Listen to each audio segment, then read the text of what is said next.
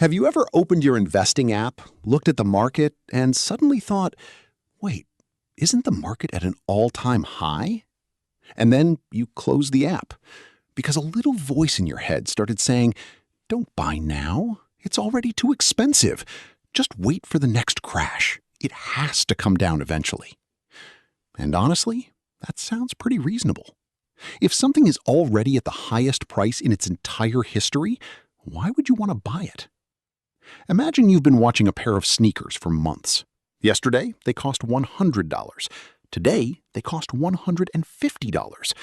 Would you buy them? Probably not. You'd think, I'll just wait for a sale. But here is where things get interesting.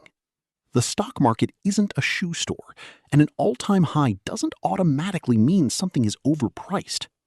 In fact, one of the biggest psychological traps in investing is believing that when the market reaches a new record, it must be getting dangerously close to a crash.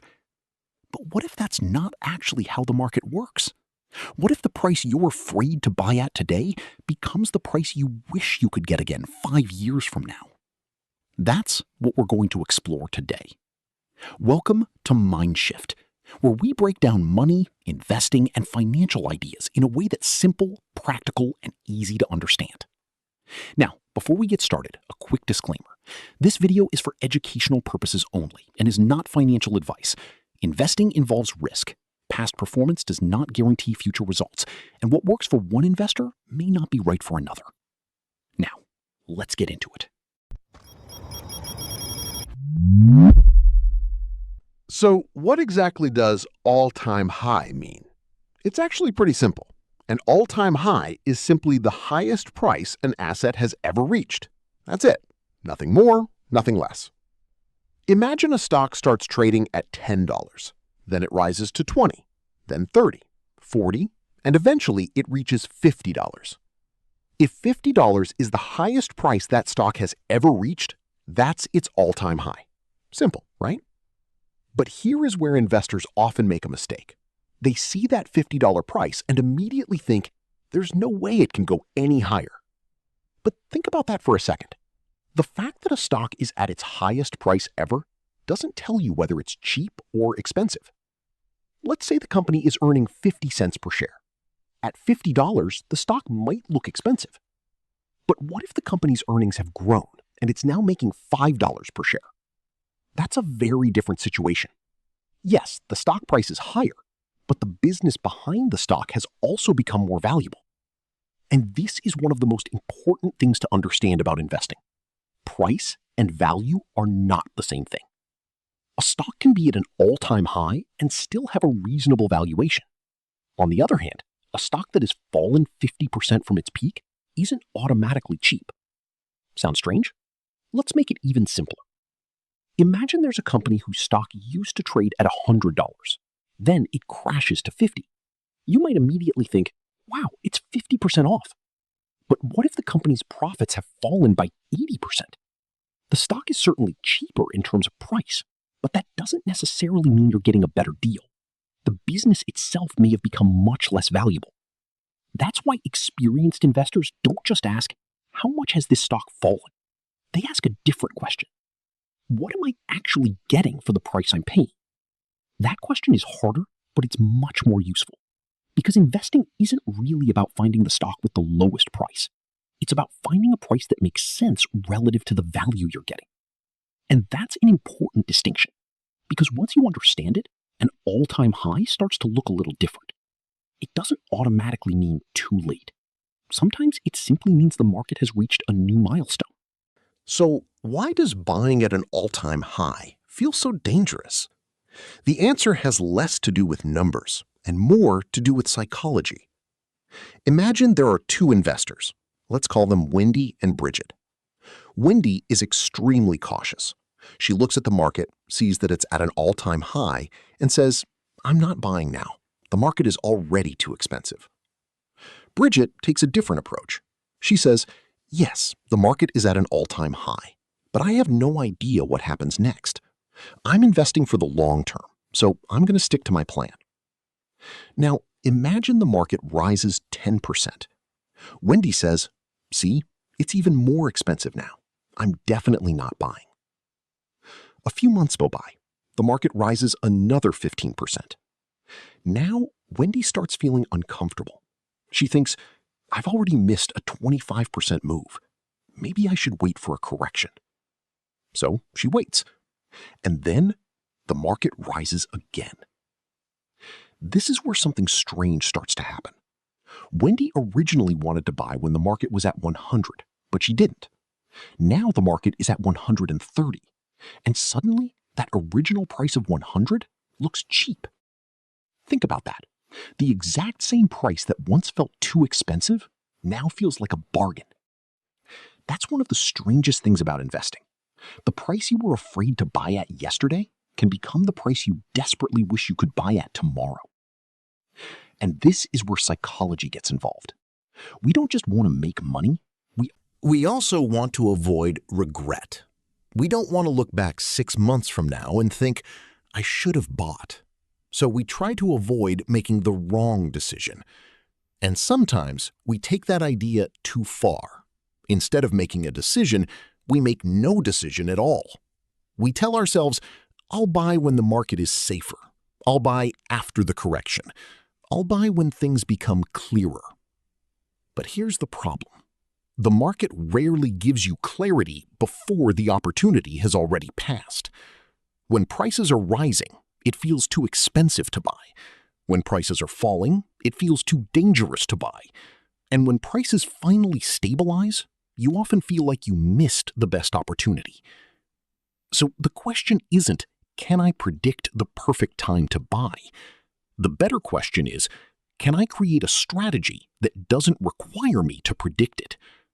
Because that is a completely different way of thinking about investing.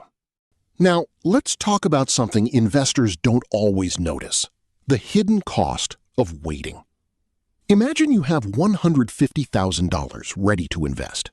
You look at the market and say, I'm not buying now. The market is too expensive. So you keep your money in cash. And there's nothing inherently wrong with holding cash. Cash can be useful. It provides liquidity, it helps reduce volatility, and if you need that money soon, keeping it safe may be the right decision. But what if that money is specifically meant for long-term investing? Now imagine the market rises 10%. Your cash is still worth $150,000, but the investments you wanted to buy are now more expensive. You tell yourself, that's okay, I'll wait for a 10% correction. But instead, the market rises another 10%. Now you're thinking, there's no way I'm buying here. And the cycle continues. The market goes up, you wait. The market goes up again, you wait. And eventually, waiting becomes a strategy. But here is the problem. Waiting doesn't feel like losing money. And that's exactly what makes it dangerous.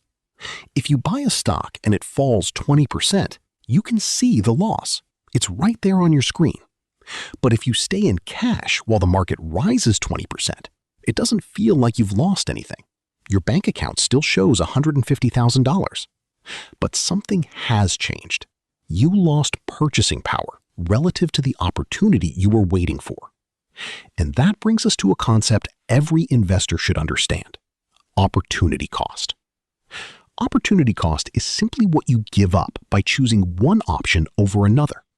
By staying in cash, you might avoid a market decline, but you also give up the potential gains you could have earned if your money had been invested. And that is the difficult part. You can clearly see the risk of investing, but you can't easily see the cost of not investing. Sometimes the decision that feels safest has a cost you don't notice until years later. Now, let's make this even more interesting. Imagine two investors. Investor A has $150,000. Investor B has the exact same amount. The market is at an all-time high. Investor A decides to invest according to a long-term plan. Investor B says, I'm going to wait for the crash. The first year, the market rises 12%. Investor A is happy. Investor B says, don't worry, the crash is coming. The second year, the market rises another 8%. Investor B says, this is getting ridiculous. It has to fall soon. The third year, the market rises another 15%. Now investor B is frustrated. But finally, a correction arrives. The market falls 15%. Investor B feels like a genius. There it is. I knew it. This is the moment they have been waiting for. But there is a problem. The market may have risen so much before the correction that even after falling 15%, it is still significantly higher than when investor B first wanted to buy. Let's use simple numbers. Imagine the market starts at 100. It rises to 120. Then it falls to 110. Investor B sees that drop and thinks, perfect, now there's a discount. But compared with the original price of 100, the market is still 10% higher. That is the problem.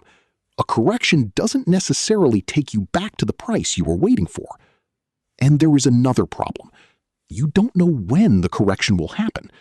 It could happen next week, next year, or several years from now. And while you're waiting, your money is sitting on the sidelines.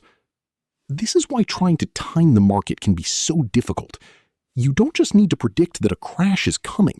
You also need to know when to get back in. And those are two completely different decisions. Now, let's talk about something even more important: price versus value. Imagine there are two businesses. Business A earns $1 million every year, and you can buy the entire business for $2 million. Business B also earns $1 million every year, but someone wants $20 million for that business. Which one is cheaper? Obviously, Business A. The price alone doesn't tell you whether something is cheap or expensive. You have to compare the price with what you're actually getting. The same idea applies to stocks. A $10 stock isn't automatically cheap, and a $100 stock isn't automatically expensive. We need context.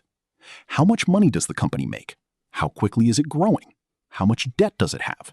How much cash does it generate? Does it have a competitive advantage? What does the future potentially look like? And most importantly, what are investors already expecting? Because sometimes a stock reaches an all-time high because the underlying business is becoming more valuable. And sometimes a stock reaches an all-time high simply because investors have become too optimistic. Those are two very different situations. Think about a house. Someone tells you, this house costs $500,000. Is that expensive? You can't really answer without knowing anything else. Maybe similar houses in the neighborhood sell for $800,000. In that case, $500,000 might actually be cheap. But maybe similar houses sell for $300,000. Now $500,000 looks expensive.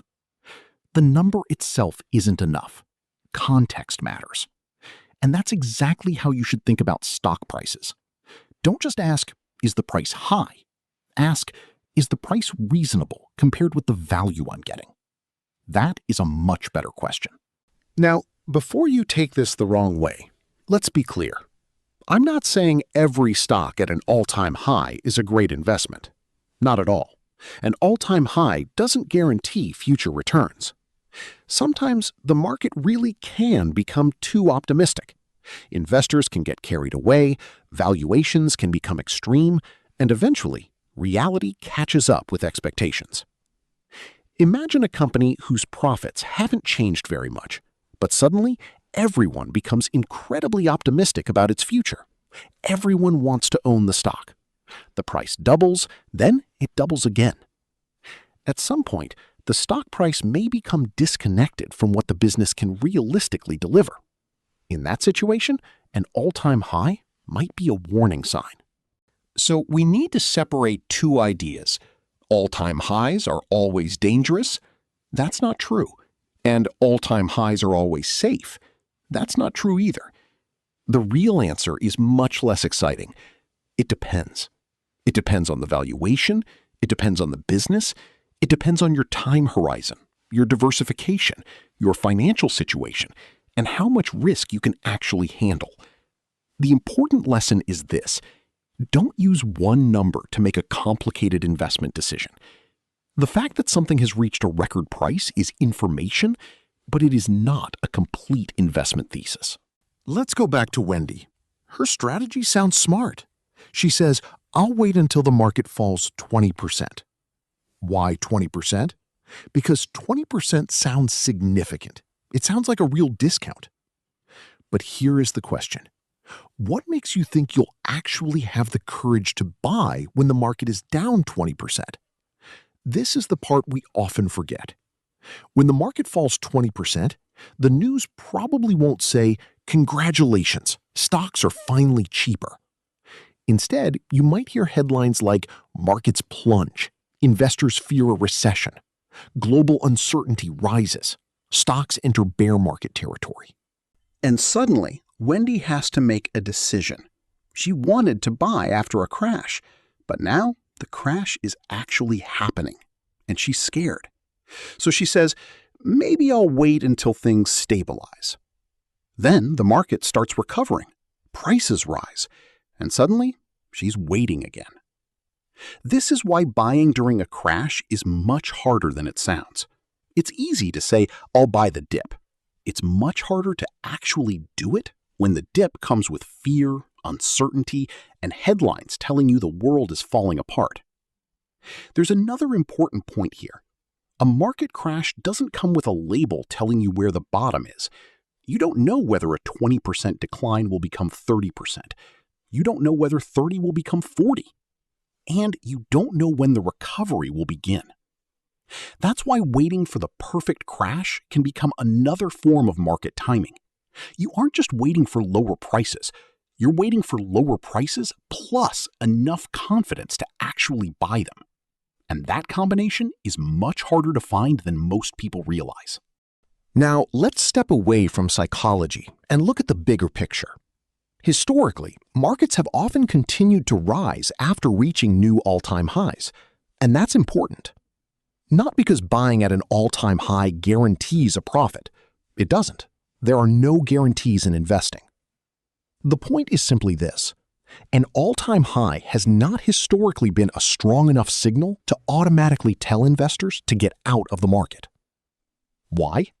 Because over long periods of time, the economy can grow, companies can grow, corporate earnings can grow, and productivity can increase. And when that happens, the market can continue reaching new highs. Think about what an all-time high actually represents. It is the highest point that has happened so far. That's all. It doesn't mean it will remain the highest point forever. Imagine looking at a mountain climber. Every few minutes, they reach the highest point they've ever personally reached. Would you say, you've reached your highest point, stop climbing? Of course not. They are still moving forward. The same idea can apply to markets. A new record isn't necessarily the end of the journey. Sometimes it is simply another milestone. And here is something fascinating. Look at an old all-time high from 20 years ago. At the time, investors may have thought, stocks are getting too expensive. Surely they can't go much higher.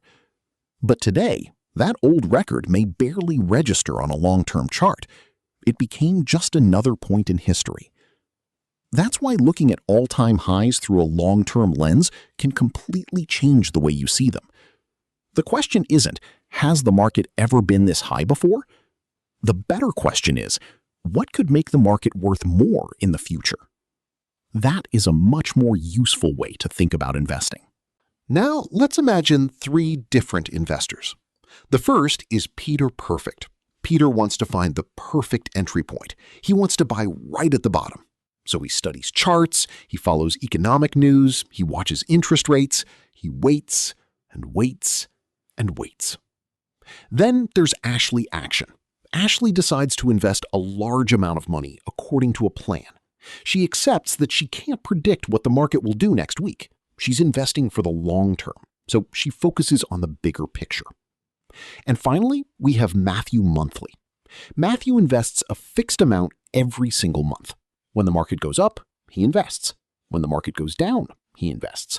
When the market reaches a new all-time high, he follows his plan. So, who wins? The honest answer is we don't know.